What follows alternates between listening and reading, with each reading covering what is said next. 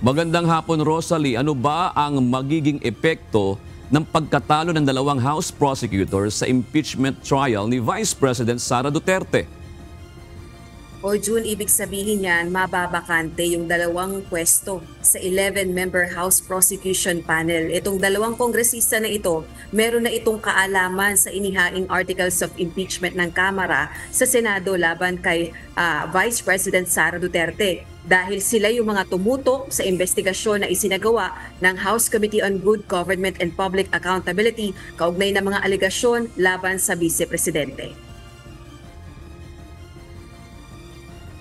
Hindi nakakuha ng sapat na boto ang dalawa sa 11-member House Prosecution Panel para sa impeachment trial ni Vice President Sara Duterte para muling makaupo sa pwesto sa Kongreso. Ito ay kung pagbabatayan ng partial at unofficial results ng 2025 midterm elections. Partikular dito si Ako Bicol Party List Representative Jill Bungalon na tinalo ni Tabaco Mayor Crisel Lagman sa pagkakongresista sa 1st District ng Albay. Gayon din si General Santos City Representative Loreto Atcharon na dinaig ni dating Congresswoman Sherlyn Banyas. Pero naniniwala si Manila 3rd District Representative Joel Chua makatutulong pa rin ang dalawang kongresista sa impeachment trial ni VP Sara. Sa akin pong paniniwala, because of their experience during the committee hearing, because of their knowledge, tingin ko magiging asset pa rin sila. They can help the prosecution team sa ibang parahan naman. Or they can be part of the private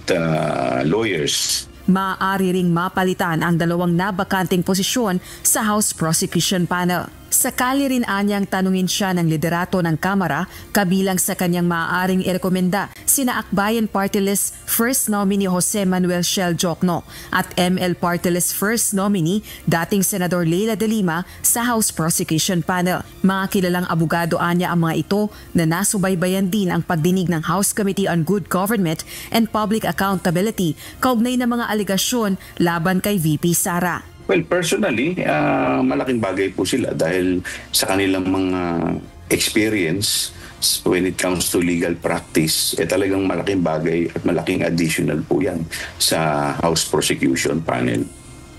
Are you going to recommend them po sa House leadership?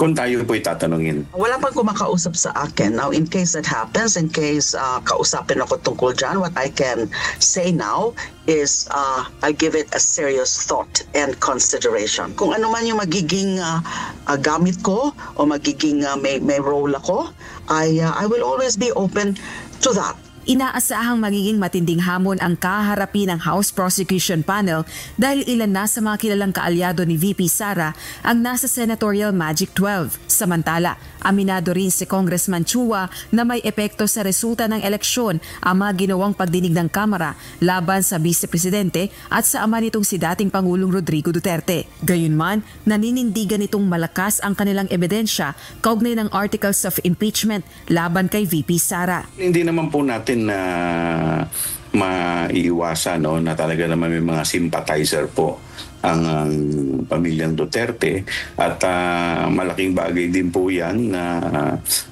sa amin at malaking kabawasan din po yan sa boto na nakuha rin po namin. Ang House prosecutors ang magtatanggol sa 7 alegasyon sa articles of impeachment na inihain ng Kamara sa Senado laban sa Vice Presidente.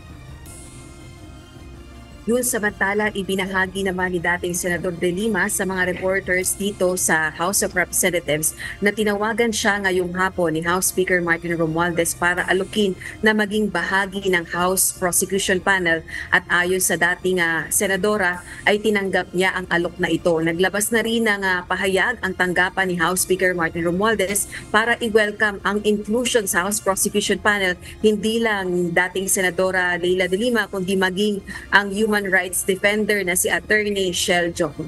Balik sa iyo, Jude. Alright. Sinasabi mo nga, Rosaline, ito'y magiging hamon sa prosecution pagdating na ng trial sa Senado dahil, sinasabi mo rin kanina, 5 doon sa kumandidato ngayon na pumasok na sa unofficial count ng COMELEC sa Senado.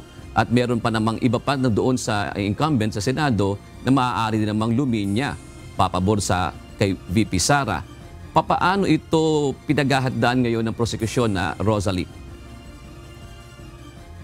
Tas June, ang lagi namang sinasagot ng mga prosecutor, no? Kabilang na si Representative Joel Chua, ay yung matibay na ebidensya na nakalap nila kaugnay nitong articles of impeachment laban kay VP Sara. Unang-una yung pagbabanta na ginawa ni VP Sara laban kina Pangulong Ferdinand Marcos Jr., sa First Lady at maging sa House Speaker. So sa ebidensya sila nakasalig.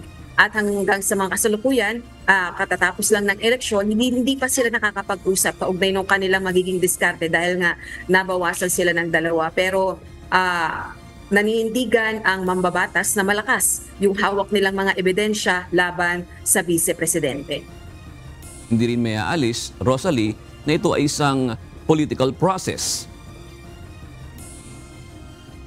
Tama, June, pero umaasa sila na babatay ang mga senator or mga magiging senator judges sa ebidensya na iprepresenta ng House Prosecution Panel pagka nagsimula na ang paglilitis laban kay VP Duterte. Lasa lang, Rosalie, naniniwala din ba si Congressman Chua na naging mabigat na factor ngayon yung pagkakaroon nga ng protest vote ng mga panig sa pamilya Duterte dahil marami rin naman ang natalo doon sa mga nakikita natin dati sa mga pagdinig sa Kamara. Rosalie. Doon aminado naman ang kongresista na meron talagang epekto yung mga ginawa nilang pagdinig laban kay VP Sara kahit sa dating Pangulong Duterte dito sa Kamara. Pero ang binabanggit niya, meron din namang mga kongresista siyang kasama na katulad niya na kahit na nagsagawa o nanguna sa investigasyon laban sa pangalawang Pangulo at ganun din ay nakilahok sa isinasagawang investigasyon laban sa dating presidente ay nanalo sa halalan at ibinoto pa rin. Pero meron talaga mga kasamahan niya na hindi nagawang manalo sa katatapos lamang na eleksyon. Pero ang sabi niya, yan ay bahagi ng politika. Maraming salamat, Rosalie Cos.